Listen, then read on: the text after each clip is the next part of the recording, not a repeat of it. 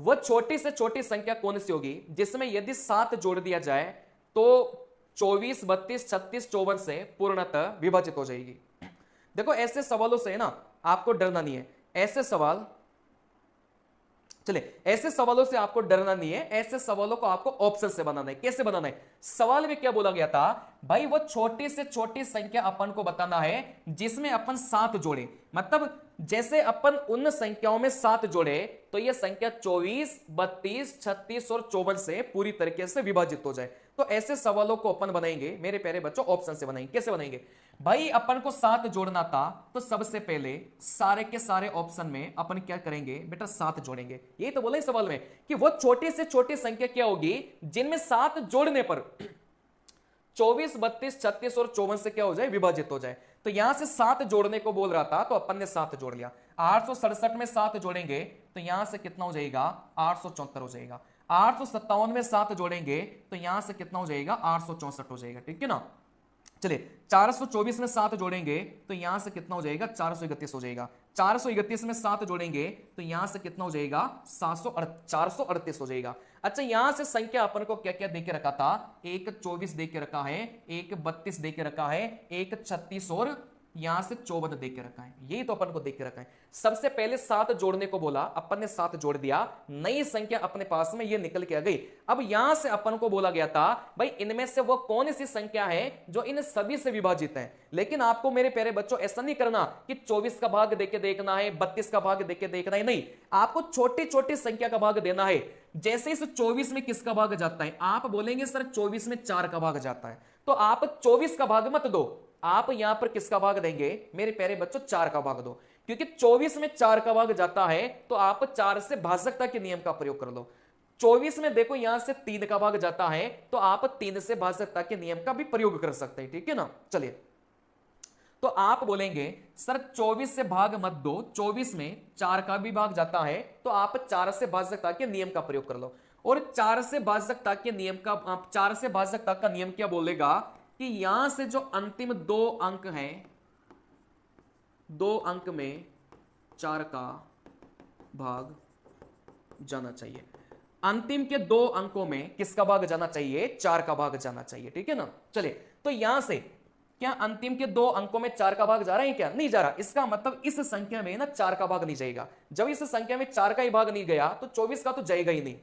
क्या अंतिम के 2 अंकों में 4 का भाग जा रहा है? क्या नहीं जा रहा? जब इस संख्या में 4 का ही भाग नहीं जा रहा तो 24 का तो वैसे ही नहीं जाएगा, ये भी गलत हो गया। चलिए, क्या इस 74 में आप बोलेंगे 4 का भाग जा रहा है? क्या नहीं जा रहा? आप बोलेंगे सर जब 4 का ही भाग नहीं जा रहा तो 24 का तो वैसे ही नहीं जाएगा। जब 3 ऑप्शन गलत हो जाते हैं तो जो चौथा बचता है ना वही अपना उत्तर कहलाता है। तो इसके सामने का जो ऑप्शन है वही अपना क्या हो जाएगा मेरे प्यारे बच्चों? उत्तर हो जाएगा।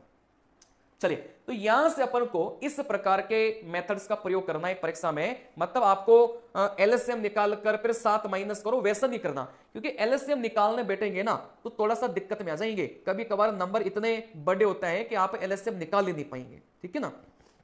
चलिए, तो सबसे बढ़िया यह है कि 7 जोड़ने को बोला जाए, ऑप्शन में 7 जोड़ा, किसी भी संख्या की भाजकता के नियम का प्रयोग कर दो, आपकी जैसी मर्जी पड़े। जैसे 24 में 4 का भाग जाता है तो 4 का प्रयोग कर लो। 4 से विभाजित नहीं है, 4 से विभाजित नहीं है, 4 से विभाजित नहीं है, तो एक ही संख्या 4 से विभाजित थी। और जब 3 ऑप्शन कट जाते हैं तो चौथा वाला ऑटोमेटिक सही हो जाता है। ठीक है ना? चलिए, अगला सवाल देखो। यहां से एफ तथा एम मिलकर एक कार्य को 8 दिन में कर सकते हैं। एफ अकेला उसी कार्य को 12 दिनों में कर सकता है। एम उसी कार्य को अकेला कितने दिनों में कर सकता है? देखो यहां से बहुत आसान है ना? टाइम एंड वर्क का एक बेसिक सा सवाल है। देखो बनाना कैसे है भाई? यहां से एफ और एम का बोला है, मतलब दोनों मिलकर, एफ तथा एम मिलकर एक कार्य को कितने दिनों में कर सकते हैं? 8 दिनों में कर सकते हैं। देखो इस एफ के बारे में बोला गया था कि जो एफ था उसी कार्य को कितने दिनों में करेगा बेटा? 12 दिनों में करेगा। ठीक है ना? सवाल में बोला गया था कि जो एम है वो इसी कार्य को कितने दिनों में करेगा। ये अपना सवाल है, बहुत आसान है। एलसीएम लो, 8 और 12 का एलसीएम कितना हो जाएगा? आप बोलेंगे सर 24 हो जाएगा। किसी ने 24 की जगह 48 भी मान लिया ना तो भी आपका उत्तर गलत नहीं होता। तो यहां से ये जो एलसीएम आप लेते हैं मेरे प्यारे बच्चों, ये अपना क्या होता है? कार्य कहलाता है। चलिए, इस 24 में 8 का भाग देंगे, यहां से 3, 24 में 12 का भाग देंगे, यहां से 2, तो मेरे प्यारे बच्चों ये जो बीच में निकल के आता है ना, ये समता निकल के आती है। मतलब दोनों की मिलाकर समता 3 है और f की समता कितनी है, आप बोलेंगे सर 2 है, ठीक है ना।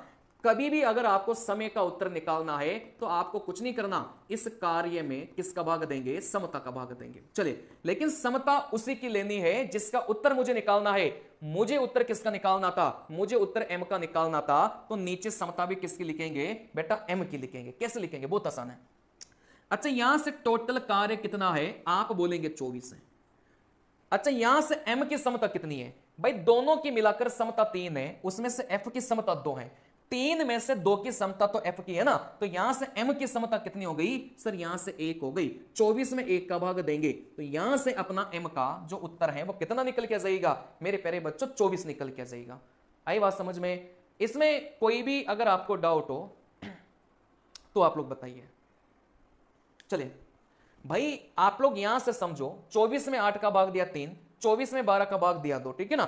24 कैसे आया भाई, 8 और 12 का एलसीएम लिया तब जाकर 24 आया, और ये जो एलसीएम है ना, ये अपना क्या कहलाता है, टोटल कार्य कहलाता है। चलिए, अब आप बोलेंगे सर दोनों की मिलाकर समता 3 है। भाई यहां से मुझे बताओ, एफ और एम की दोनों की मिलाकर समता कितनी है, आप बोलेंगे 3 है। अच्छा, इस एफ की समता कितनी है, आप बोलेंगे 2 है। इस f की समता 2 है तो m को 1 होना पड़ेगा, तभी तो जाकर दोनों का योग कितना बनेगा बेटा, 3 बनेगा। तो यहां से m की समता कितनी है, आप बोलेंगे 1 है, तो यहां से जो समय का उत्तर है वो कितना आ जाएगा, 24 निकल के जाएगा, ठीक है ना। चलिए बेटा, एलसीएम निकालना छोटे छोटे नंबर्स का तो आना चाहिए, क्योंकि पूरा एक चैप्टर है। अब एक सवाल में पूरा चैप्टर तो समझा नहीं पाएंगे, क्योंकि समय की बहुत बाध्यता है।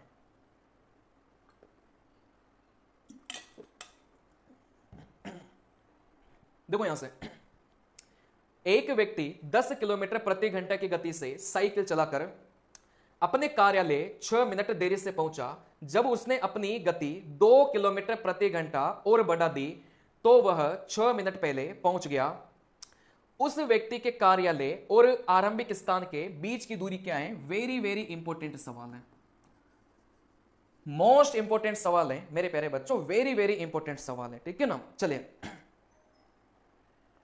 हाँ देखो, यहां से इस सवाल को करने का एक बहुत जबरदस्त तरीका मैं आपको सिखा रहा हूं, ठीक है ना। चलिए देखो, यहां से जब भी दूरी आपसे पूछा जाए तो हमेशा ध्यान रखना, पहली चाल को आप लोग गुणा करेंगे दूसरी चाल से। इन दोनों चालों का जो अंतर है वो आप लोग रखेंगे, नीचे रखेंगे, गुणा अपन करेंगे समय का अंतर से, आप लोग क्या करेंगे बेटा, गुणा करेंगे, ठीक है ना।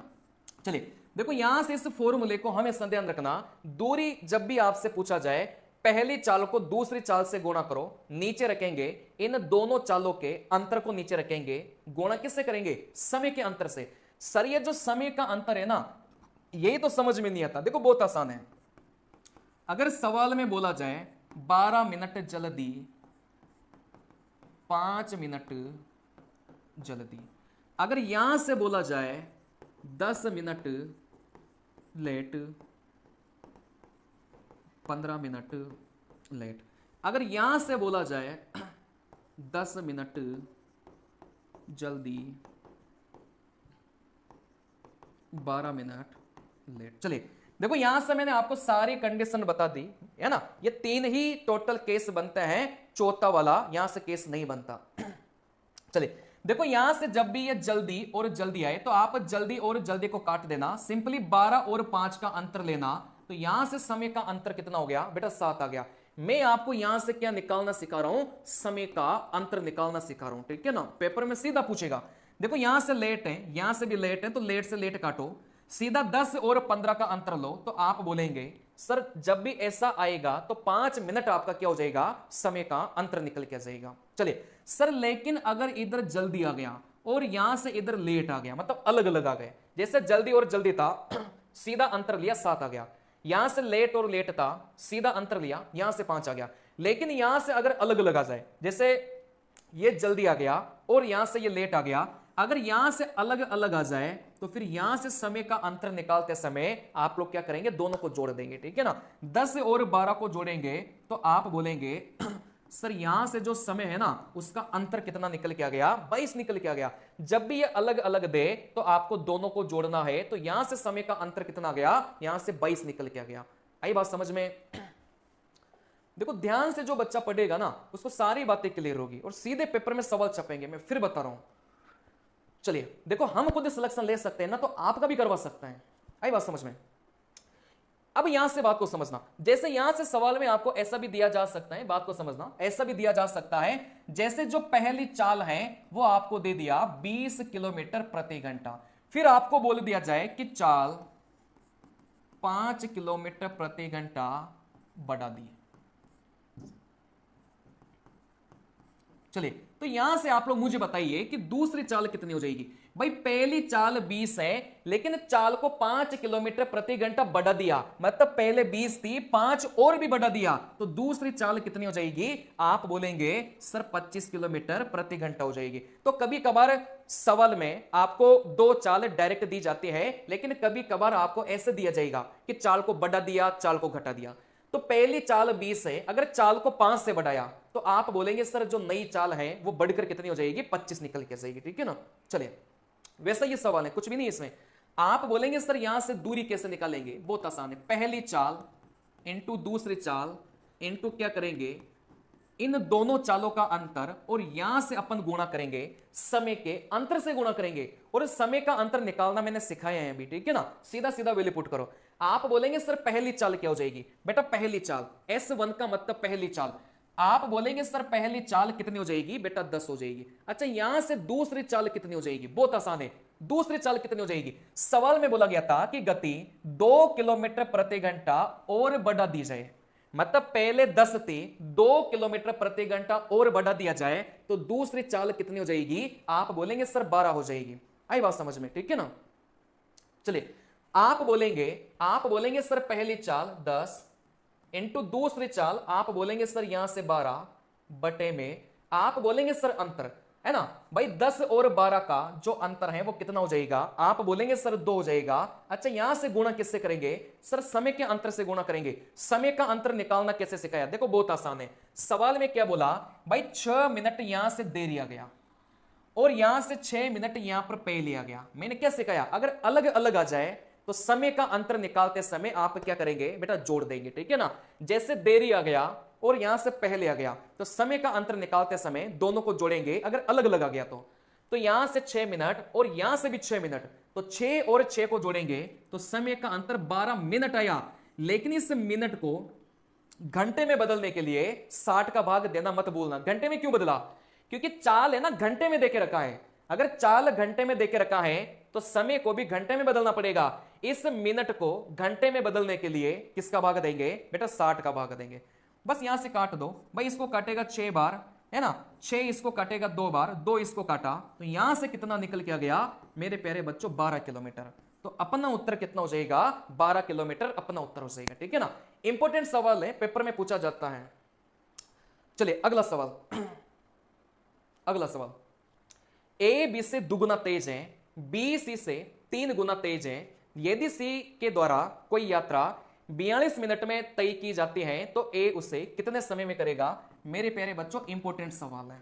ठीक है ना? अब कैसे करना है बात को समझना। देखो यहां से क्या होता है ना, अगर यहां से आपको चाल का जो अनुपात है वो 2, 3 और यहां से 7 दे के रखा है, और यहां से आपको समय का अनुपात निकालना पड़ा। अगर चाल का अनुपात आपको दे के रखा है, अच्छा ये शब्द आ गया ना तेज है और यहां से धीरे हैं, तो ये मेरे प्यारे बच्चों किसको दर्शाएंगे? ये चाल को दर्शाएंगे। मतलब ए बी से तेज है, बी ए से धीरे है, तो ये किसको दर्शाएंगे? चाल को दर्शाएंगे। अगर चाल का अनुपात आपको देके रखा हो और समय का अनुपात आपको निकालना हो तो कौन सा तरीका यहां पर लगेगा? छुपाने वाला तरीका। कभी कभार तो पता है आपसे क्या पूछेगा? वो चाल का अनुपात देकर सीधा आपसे समय का अनुपात पूछेगा। ठीक है ना? देखो यहां से बहुत आसान है, छुपाने वाला तरीका। सर छुपाने वाला तरीका क्या है? जैसे मुझे इस पहले का मान निकालना है तो इस पहले को छुपाओ, बाकी दोनों को गुणा करो। 7 को 3 से गुणा किया, यहां से 21 निकला। ठीक है ना? फिर यहां से इस बीच वाले का निकालना है तो बीच वाले को छुपा लो, बाकी दोनों को गुणा कर दो। 7 को 2 से गुणा किया, आप बोलेंगे सर यहां से 14 निकला। फिर यहां से तीसरे वाले का निकालना है तो तीसरे वाले को छुपाओ, बाकी दोनों को गुणा करो। 3 को 2 से गुणा करेंगे, यहां से 6 निकला, तो यहां से 6 आ गया। तो यहां से चाल का अनुपात देकर आपसे क्या पूछ लिया जाता है? समय का अनुपात पूछ लिया जाता है। ठीक है ना? चलिए जैसे डायरेक्ट अब अपन सवाल के माध्यम से ही करेंगे, जो भी करेंगे। सबसे पहले तो आपको एक अनुपात दे के रखा है, लेकिन अनुपात भी है ना आपको ऐसे डायरेक्ट नहीं दे के रखा, आपको थोड़ा सा मेहनत करनी पड़ेगी। ए बी से दुगुना तेज है, तो मैंने क्या बताया भाई, ये तेज और धीमे शब्द जब भी पेपर में मिले मतलब ये किसको दर्शाएंगे बेटा, चाल को दर्शाएंगे। कहने का मतलब सवाल में अपन को किसका अनुपात देख के रखा है मेरे प्यारे बच्चों, चाल का अनुपात देख के रखा है, ठीक है ना।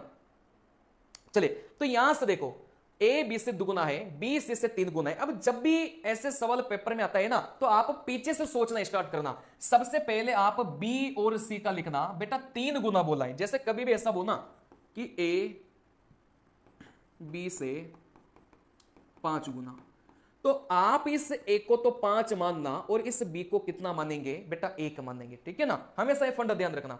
वैसे बी सी से 3 गुना है तो इस बी को अपन ने 3 माना, तो इस सी को अपन को कितना मानना पड़ेगा 1 मानना पड़ेगा, ठीक है ना। देखो यहां से 5 गुना है तो पहले वाले को 5 मान लो, दूसरे वाले को 1 मान लो, तो यहां से अनुपात निकल गया।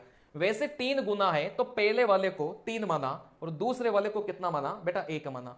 फिर यहां से आप लोग इधर आओ, सवाल में बोला गया था कि ए बी से दुगुना है, मतलब यहां से जो ए है ना वो बी से दुगुना है, तो ये 3 है तो ये कितना हो जाएगा, आप बोलेंगे सर 6 हो जाएगा। ये तो बोलेंगे सवाल में कि जो ए है ना वही से बी से दुगुना है, तो आप बोलेंगे सर 3 का दुगुना कितना हो गया मेरे प्यारे बच्चों, यहां से 6 निकल के आ गया, ठीक है ना। चले तो यहां से जो चाल का अनुपात है वो तो 6 3 1 आ गया।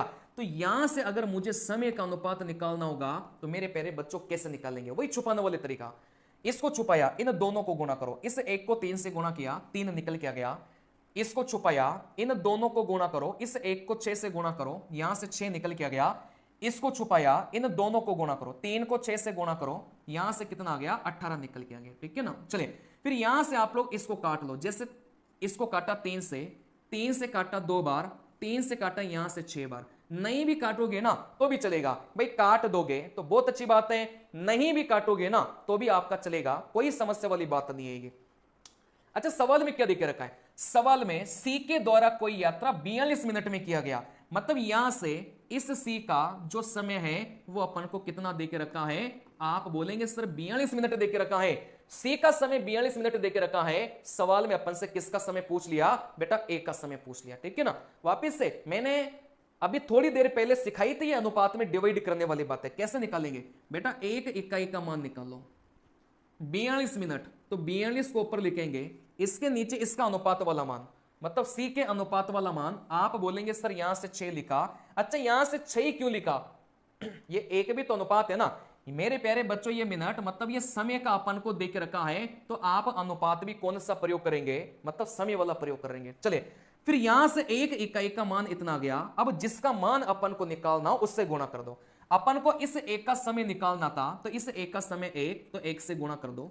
6 42 को काटेगा 7 बार, मतलब यहां से अपना जो समय है वो कितना निकल के आ गया बेटा, यहां से 7 मिनट अपना समय निकल के आ गया, ठीक है ना। चलिए तो सबसे पहले चाल से अपन ने किसका अनुपात निकाला, समय का अनुपात। कहने का मतलब इस सी का जो था वो अपन को 42 मिनट दे के रखा था। अगर इस 6 का मान 42 मिनट है तो इस एक का मान कितना हो जाएगा, आप बोलेंगे सर 7 मिनट हो जाएगा। कैसे निकालेंगे, इसको निकालने के लिए मैंने आपको एक तरीका सिखा दिया, जो दे के रखा हो उसको ऊपर रखो, इसी का ही अनुपात वाला मान नीचे रखेंगे। देखो इस सी का अनुपात वाला मान नीचे है, इनटू किससे करेंगे सर, जो अपन से पूछा गया था, अपन से इस एक का पूछा गया था और इस एक का 1 था, जैसे काटेंगे तो यहां से कितना मिलेगा मेरे प्यारे बच्चों, 7 मिलेगा, ठीक है ना। चलिए अगला सवाल, हाँ अच्छा सवाल है।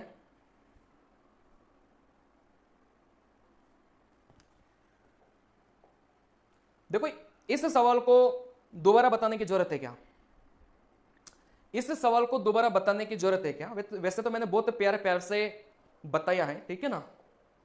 चलिए सवाल करते हैं।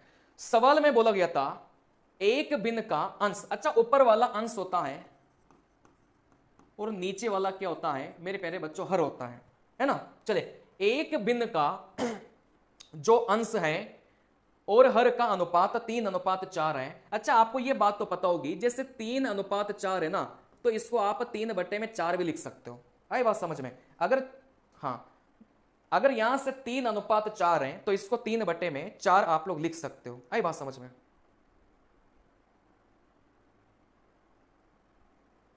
चलिए इसको एक बार और बता देते हैं, बच्चों की डिमांड है सर इसको एक बार और बता दो, चलो एक बार और बता देते हैं इसको, है ना, ध्यान से समझना लेकिन, क्योंकि ये 50 सवाल नहीं है, ये पूरी गणित है आपकी, बात को समझो, ये 50 सवाल नहीं है, ये आपके पूरी गणित है मेरे प्यारे बच्चों, इस बात को समझ जाओ।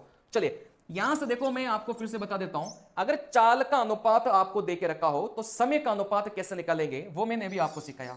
जब भी ऐसे शब्दों का प्रयोग हो, तेज चल रहा हो, धीमे चल रहा हो, मतलब यहां से अपन को चाल के बारे में बोला गया था, ठीक है ना। अब यहां से समझ लो, जब भी ऐसा सवाल पेपर में आता है तो पीछे से चलो, सबसे पहले बी और सी का अनुपात लिखो। कैसे लिखेंगे सर, 3 गुना देके रखा है तो इस पहले वाले को, इस बी को तो 3 रखो और दूसरे वाले को हमेशा कितना रखो बेटा, 1 रखो। अच्छा इस ए के बारे में क्या बोला था सर, दुगुना है ना, तो यहां से दुगुना करो तो 3 का डबल कितना हो जाएगा, आप बोलेंगे सर 6 हो जाएगा, तो इस एबीसी का जो अनुपात है वो तो निकल के आ गया, ठीक है ना। चलिए सर यहां से चाल का अनुपात तो अपन ने लिख लिया, अब यहां से समय का अनुपात कैसे लिखेंगे। अच्छा समय का अनुपात निकालने की जरूरत क्यों पड़ी, समय का अनुपात निकालने की जरूरत इस वजह से पड़ी क्योंकि यहां पर है ना सवाल में अपन को समय देके रखा है, इस वजह से पड़ी। चलिए समय का अनुपात कैसे निकालेंगे, बहुत आसान है, छुपाने वाला तरीका।